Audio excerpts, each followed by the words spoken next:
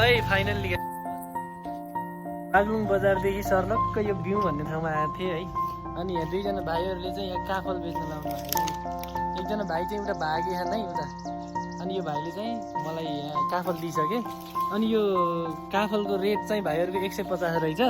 अनि भाइ तिम्रो नाम भनिदियो त के हो? यता हेरेर भनिदियो नाम भनिदियो। ए भाइको नाम चाहिँ विपिन परियार अरे गाइज होइन।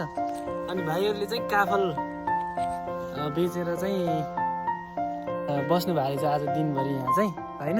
अनि यसलाई चाहिँ ल भाइहरूले चाहिँ यतिलाई चाहिँ 150, यतिलाई चाहिँ 150 अरे मैले लिएँ है त, 150मा लिएँ होइन। अनि भाइहरूलाई चाहिँ मैले भने कि भाइ तिमीलाई चाहिँ मैले यो काम चाहिँ किन गरिरहेछौ भनेर भने। अनि भाइले चाहिँ मलाई भने मेरो चाहिँ जुत्ता किन्ने पैसा छैन भन्नुभयो। अनि मलाई चाहिँ कस्तो अप्ठ्यारो लाग्यो क्या, दुःख लाग्यो, त्यही भएर मैले लिएँ है। अनि भाइ तिम्रो घर चाहिँ कहाँनिर हो यहाँ? ए भाइको घर यता मास्तिरपट्टि के हो, किन भन्छ भाइलाई? बिउकोटको ठुलढुङ्गा भन्दो रहेछ। दुईजना भाइहरूले मिठो मेहनत गर्नुभएको छ, अलिकति लजाए जस्तो लाग्यो है होइन। त्यही हो भाइहरू चाहिँ लजाए, अब लजाए पनि अब के गर्नु होइन।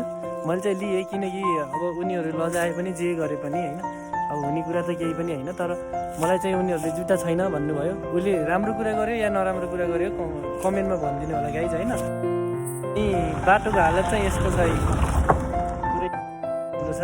अनि यस्तै ठुलोमा हिँड्नुपर्ने अवस्था। अनि भाइहरूलाई चाहिँ मैले आज एकदम तरिकाले हेल्प गरेँ। ल भाइ है म गएको है, ल भाइ ल।